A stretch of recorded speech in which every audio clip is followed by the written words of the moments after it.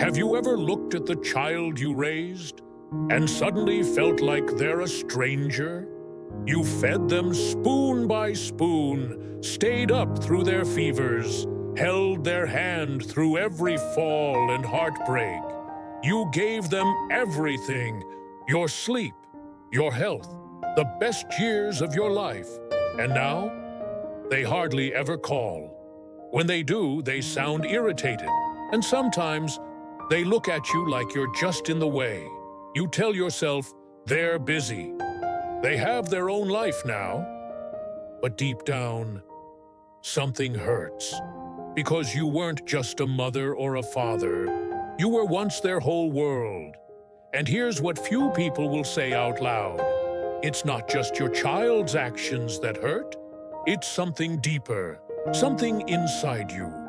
What if I told you the very love you believed was sacred is the thing silently breaking your heart? This video may shock you, it may even sting a little, but it will open a door to peace, to a kind of emotional freedom you didn't think you could still have. If you see yourself in these words, hit like so I know you're here. Share your story in the comments and subscribe to the channel so you never miss a message made just for us. Now, let's begin with the very first truth, one that has brought unexpected peace to millions of parents just like you.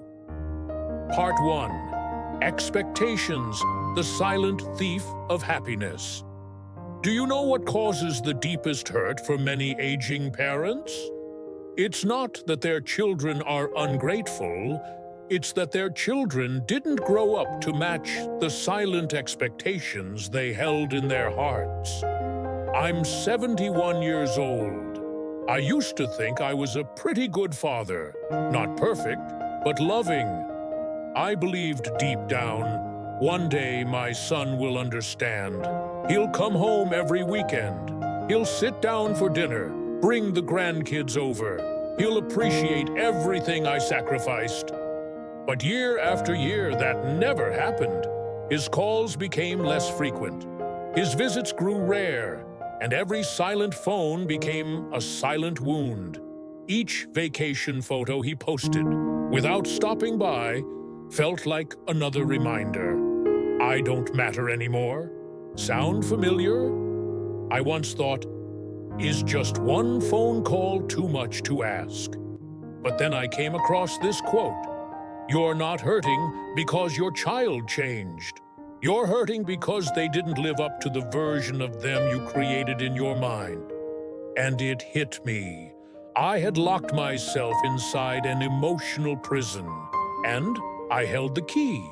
So let me ask you, are you grieving your actual child or the version of them you imagined? Leave a comment below.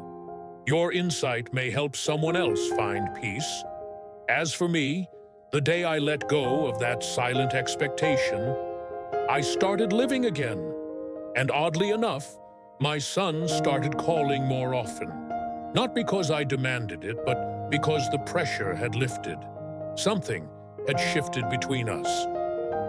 Part 2, emotional debt. When love becomes a burden. No one teaches us this about parenting. When we give endlessly without ever speaking our hopes out loud, even love can feel like a debt.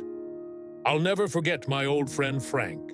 He raised 3 kids on his own. Every holiday, he'd set the table, cook their favorite meals, and hope for one family dinner, just like old times. But one child lived far away, another was busy with kids, and one sent a single text, "Can't make it this year." Frank smiled and said, "It's okay." But I saw it in his eyes. His voice was soft, but carried quiet resentment. And soon, his kids called even less. We often say, "I don't need anything from my kids. I just want them to remember me." But deep inside, there's still a whisper. One day, they'll repay me. And when that day never comes, it feels like betrayal. I was there once, until I learned this. Real love doesn't need repayment. The moment I stopped keeping mental score, my heart felt lighter. And strangely, my relationship with my child felt easier. If you've ever felt like you gave too much and received too little, try this. Let go of the idea that your child owes you anything. Who knows? They may come back, not out of guilt, but from genuine love. Part 3. No boundaries. When love without limits breeds resentment. Here's a painful truth. The more endlessly you give, the more easily you may be taken for granted. I speak from experience. I used to be the father who never said no. Need help moving? I was there. Babysitting? Of course. Need money? I'd wire it, no questions asked. Even in the middle of the night, I'd show up. No hesitation. I thought, that's what love looks like. But over time, I got tired. Physically, emotionally. And what hurt most wasn't how much I was doing. It was that my child no longer asked, "Is this okay, Dad?" It all became expected. One day, I was sick. My child texted, "Can you drive me to pick something up?" I replied, "I'm not feeling well." The response, "Oh, thought you were free, never mind." No concern, no thank you. In that moment, I didn't feel like a father. I felt like a free service. I had let my child cross boundaries for too long, not because they didn't love me, but because I hadn't taught them to value me. Since I started saying no when I needed to, keeping space for myself, my child began asking again, "Are you okay, Dad? Would you like to help?" One small shift, but it helped me feel seen again. If you always say yes, try saying no. Not out of selfishness, but to be loved with respect. And if this speaks to you, tap that like button so I know you're still with me. Part 4. Feeling unseen, the silent pain. Most parents carry, you can handle a cold meal, a distant glance, but the thing that quietly crushes your heart? Feeling forgotten, like you no longer matter. I'll never forget my 70th birthday. I didn't want gifts, no party, just one message from my child. But the whole day passed, and the phone never rang. I sat alone, holding an old photo of me, cradling him as a baby. And I wondered, did everything I gave mean nothing to him? A few days later, I read a quote. "What you do still has value, even if no one acknowledges it." And I cried, not from sadness, but because I realized I had been waiting for validation to give myself permission to feel worthy. From that day, I looked at myself with gratitude. I stopped needing a thank you to feel important. And strangely enough, when I stopped asking, my child began caring more naturally. Are you waiting for someone to recognize you? Try recognizing yourself first. Leave a comment. "I deserve to be appreciated," if you've ever felt invisible the way I once did. Part 5. Emotional independence, reclaiming your heart. Have you ever let your child's behavior control how you feel without even realizing it? I have. If they called, I was happy. If they didn't, I felt forgotten. If they visited, I felt loved. If they didn't, I questioned my worth. Truthfully, for a while, I lived by their schedule, as if my life was just waiting on theirs. One day, I caught myself saying, "If they love me, they'll do this." Then I paused and asked, "If I love myself, what would I do now?" And I changed. I took morning walks, picked up old books I once abandoned, met up with old friends, tended to my garden. Small things, but I felt alive again. One day, my daughter called and asked, "Dad, anything exciting lately?" I smiled and said, "I grew the reddest tomatoes you've ever seen." She laughed and said, "I miss your laugh." That's when I knew. When I stopped expecting my child to bring me joy, I found it on my own. Are you handing your heart over to someone else to guard? Comment, I choose peace for myself if you're ready to reclaim your emotions. Part 6, acceptance.